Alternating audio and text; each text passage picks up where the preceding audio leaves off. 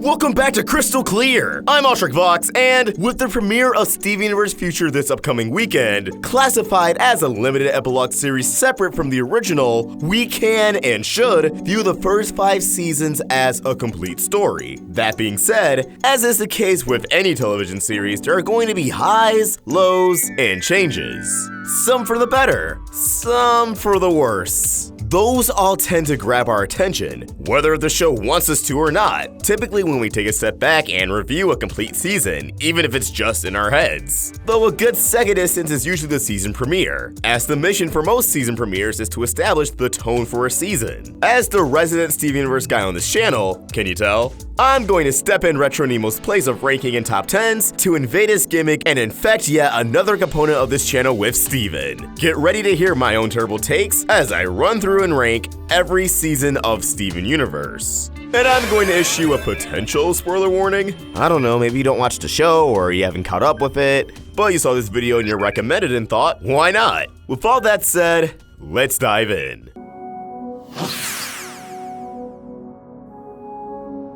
Now, I'm of the opinion that there's no bad season of Steven Universe, but there is, very clearly, a weakest. A season that just doesn't give you the incentive to rewatch every single episode, but rather you just want to revisit the 2 story arcs and maybe the episodes that set it up. Yeah, I'm referring to season 4. Since this is coming in at number 5, I want to make it clear I didn't exactly hate this season. I wouldn't even say I dislike it. Certainly not as much as others on the internet when it was airing, and especially after it finished. A lot of the episodes that don't feed into the overarching story are actually very good episodes, such as Know Your Fusion, Last One Out of Beach City, Gem Harvest, Mindful Education, 3 Gems and a Baby, Storm in the Room.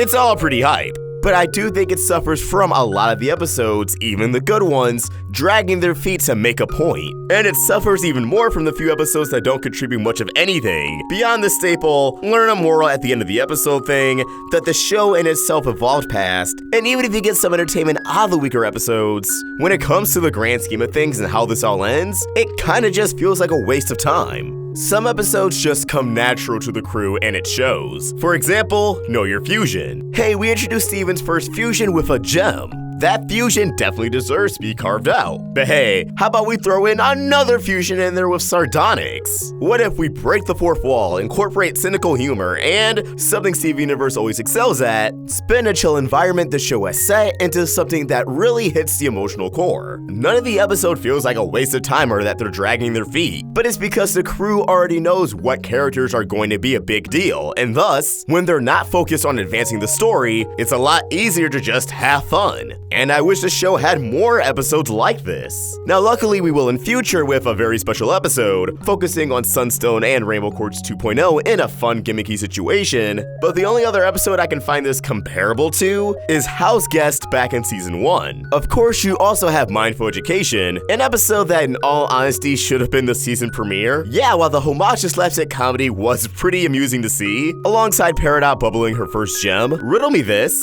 would you rather have the kindergarten kid and the new Crystal Gems, the latter being a heavily criticized episode, stand on their own as the 2 separate episodes they are, or would you rather have had the new Crystal Gems be Connie, Peridot, and Lapis head to the beta kindergarten, trying to catch the rest of the uncorrupted gems Jasper left behind, and have that episode be the homage to slapstick humor? Have that episode be where Peridot learns to bubble gems, and free up another episode slot in the process. But anyways, Mindful Education should have been the season premiere. Why was an episode about dealing with anxiety and Steven having a breakdown over the characters we just saw last season? Hell, in Eyeball's case, the season finale, an episode worth digging into 4 episodes into the season, while the season premiere, the follow-up to learning that Rose Quartz shattered Pink Diamond, to Eyeball nearly killing Steven in deep space, fucking Looney Tunes parody. Now maybe this could have been due to the involvement of Takafumi Hori. Oh, this episode's production is going to be a bit weird since we want to work with him. So let's just put the kindergarten kid first. But what's even weird to me is that the 5 seasons of Steven Universe are more or less 3 production seasons that got split up.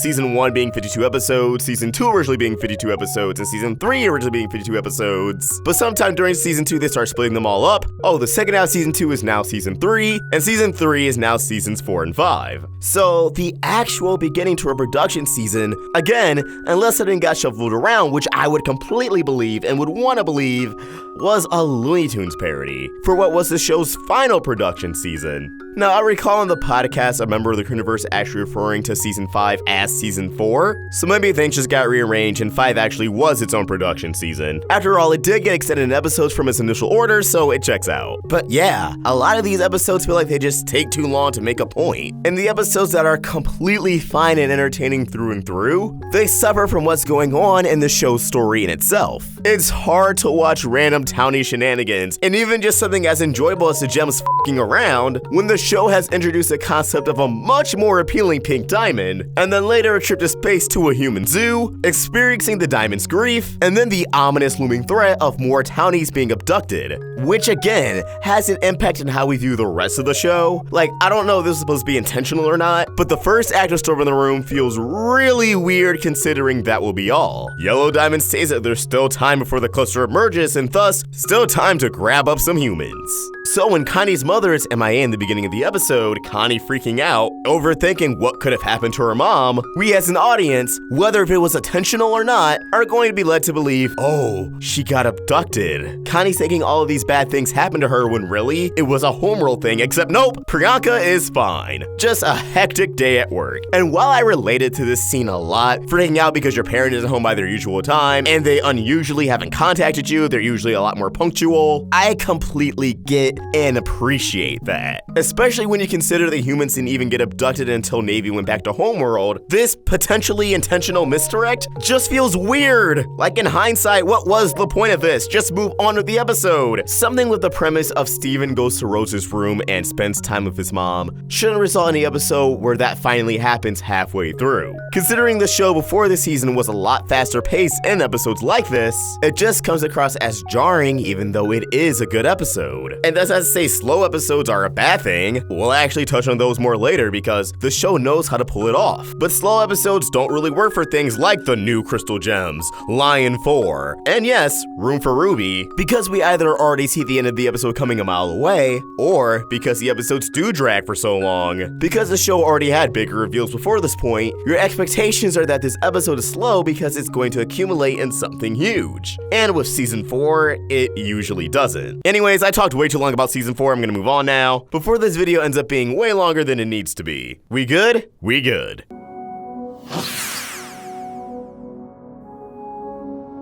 Now, believe it or not, making a pick for number 4 was hard, because again, I don't think the show has any bad seasons, and I do genuinely believe that Season 4 is the outlier in terms of the show just being weak, or at least not as strong as it usually is. But for the other 4 seasons, I all think they're pretty solid. So by placing one at number 4, it can be perceived that I'm saying this is the second worst one. Or again, that I didn't enjoy this season, or maybe I didn't enjoy it as much.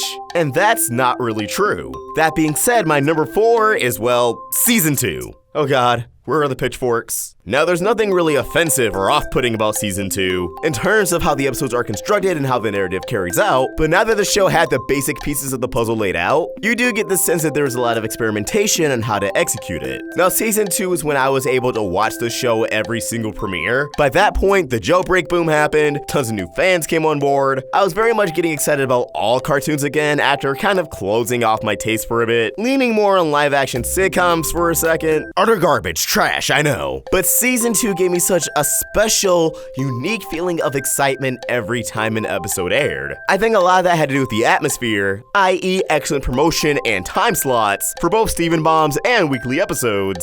But again, since it felt like they were trying to work out how the show would carry out its story format, it leads to some dragging of the feet. I think the episodes Keystone Motel and Onion Friend, both of which are in the Sardonyx arc, were the beginning of when the crew began to look at some story episodes and go, yeah, this is a part of an arc, but we're not really ready to hit the resolution, and we need to see where these characters are at, so let's just have a slow, take-it-easy episode. And while Keystone Motel initially had the leverage of, oh, we're still getting to know Ruby and Sapphire, this is interesting to see them on screen, by the end of the episode, you kind of feel just as frustrated as Steven. As for Onion Friend, yeah, it was definitely one of those, we're saving the moral for the very end of the episode. Now, I know Onion has very mixed reception by fans of the show, but I find him hilarious, so there are a lot of great gags and dialogue that revolve around around him. I really enjoy the townie episodes in this batch, but for some reason after the first few, they don't feel nearly as energetic and captivating as Season 1's townie episodes. I think a lot of this has to do with the removal of magical items and gem tech.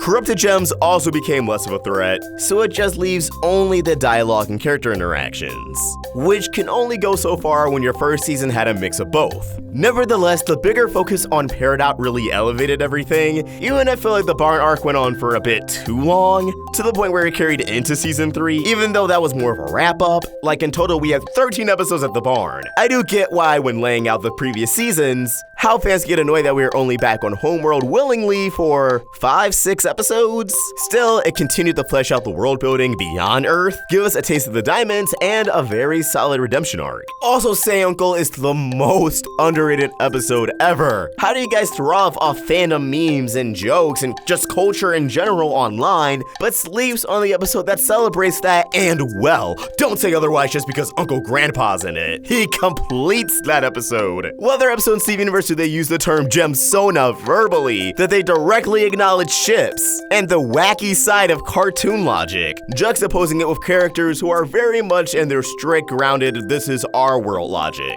I'm gonna shut up now.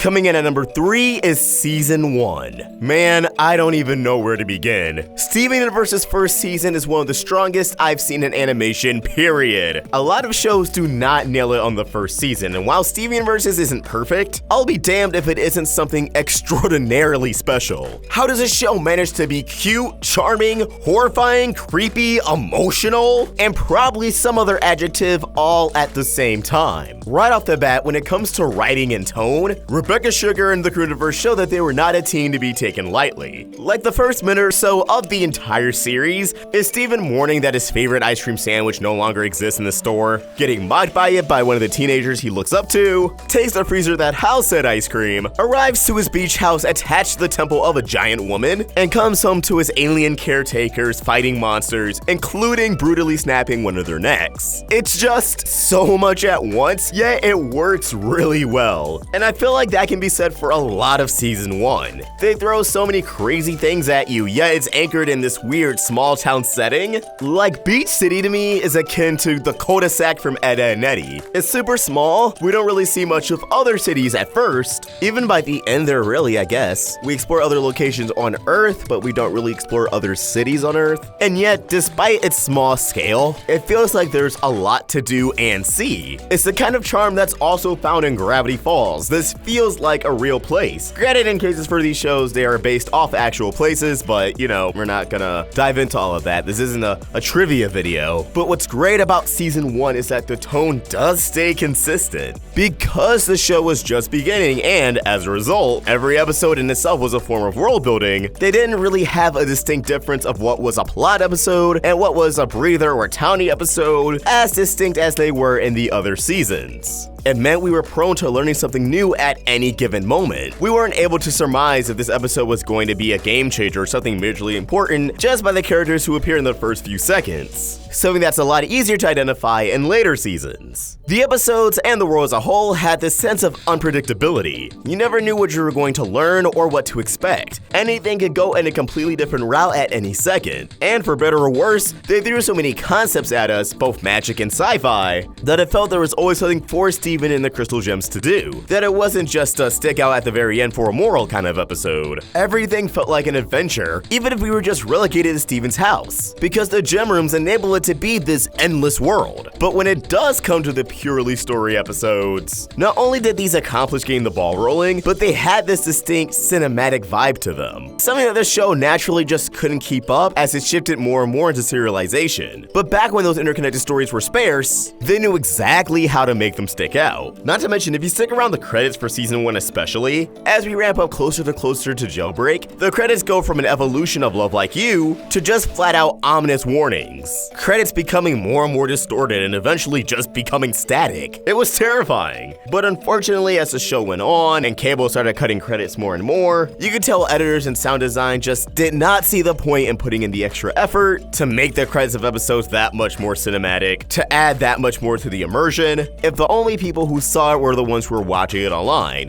And if that's the case, there's even a smaller chance that they're going to watch the credits. There is one major gripe I hold against Season 1 that doesn't really lower it in quality, but to me, always makes the season just a little bit jarring to revisit, and that entirely lies in its art. Now, I'm not really referring to the wonky looking art in some of the earlier episodes, when they were still figuring out the series, and it's natural for a show to evolve in this art style over time, but even just comparing Season 1 to Season 2, once you notice the difference, you just can't unsee it. Again, in some aspects, it adds charm to the series, but by that same merit, when you take Steven from a later season and compare him with Season 1, it kind of throws you for a serious loop. Granted, the character proportions are a lot more, quote-unquote, realistic in Season 1, but it really makes me wish they could have figured things out visually a bit earlier. Great season, it just suffers from growing pains. But if I'm thinking so highly of Season 1, why is it only number 3? Well, let's move on, shall we?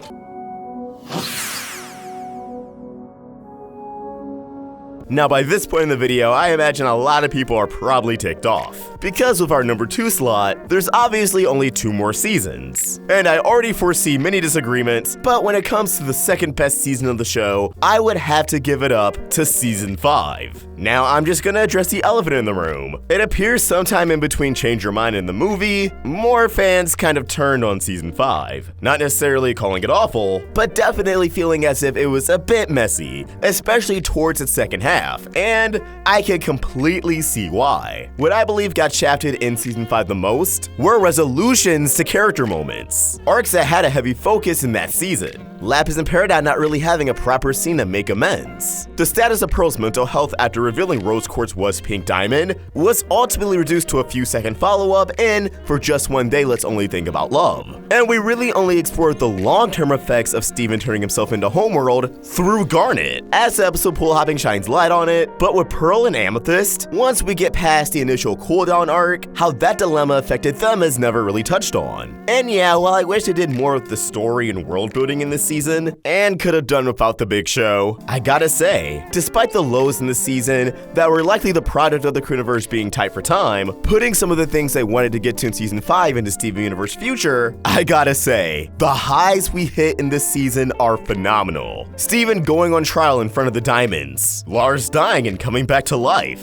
and although its full potential wasn't really realized, Lars of the Stars was just awesome to see. The Pink Diamond face reveal through Stefani's dream, the reveal that Rose Quartz was Pink Diamond, even though longtime viewers know I was not a fan of the twist, was still a very well produced scene. Every aspect of it, from the art to the voice acting to the music, knocked it out of the park. Ruby proposing to Sapphire, the return of Bismuth, the wedding, the crystal gems against the diamonds, White Diamond's introduction, the ending of Together Alone, Steven's talk with Blue Diamond, Rainbow, Sunstone, Obsidian, Pink Steven, and the ultimate fusion dance. So many great moments in a single season, it's hard for me to let the lows drag it down. This is the payoff season, and while again, not everything was paid off, even things set up within this own season, I feel as if in terms of story beats, it lived up to expectations. And although a lot of people rag on the Townie episodes, I did not have an issue with a majority of them in Season 5. I actually liked Dewey Wins and seeing the status quo Beach City turn upside down. Kevin Party is a hilarious episode. Kevin's a dick, but they really nail at the comedy surrounding that factor. Letters to Lars was a good one last Townie episode. Although, in all honesty, the question and what's your problem could have been made into one episode. I think the little arc in between A Single Pale Rose and Reunited was one of those cases of episodes taking too long to make a point, and I would have rather seen Amethyst resolve in the same episode as Ruby proposing to Sapphire than having those be 2 individual episodes, because although I love the question all the way through, I can't say Amethyst putting Steven on the spot in Fish Stew Pizza is too interesting to watch on the second run or third run, fourth run, you guys get the idea. Each and every time it loses just a little bit less of its impact, and I think that's because, again, it takes way too long to get to the point. But I'll be damned if the Crewniverse did not put their best foot forward and knock it out of the park in their individual aspects. The Boarders and Revisionist all did great. Ivy and Sarashu's score in this season is unmatched. The voice actors delivered some of their best performances out of the entire series, and ultimately you can just tell they really tried to give fans the ending they deserved with what little time they had left. And ultimately, I'm glad they didn't just take a gamble for another season and ended the story right here. Future. Not only am I happy that Future gets to be something entirely new, but I would rather have the trade-off of, yeah, this ending is tight, some things are glossed over, but we get to see what happens beyond this point in the story where everything changes, rather than getting a season 6 where we could likely figure out the ending. Steven's going to make peace with the diamonds and heal the cryptid gems, and endure that going into 2020. Plus, who knows what the movie would have been if it came out like that. This season is far from perfect, but those flaws do not knock it down enough to be anywhere near the weakest or second to weakest season or anything of the sort. If anything, I'm glad the show ultimately picked up its feet even just a little bit to wrap up what they set out to tell. Again, ultimately, we're just missing character moments and a little bit of world building. I know Change Your Mind in itself, again, right around the movie, started getting a lot more vocal mixed reception, and I still want to address that in a separate video, but I think it still serves as a satisfying conclusion to not just a satisfying season, but a game-changing animated series.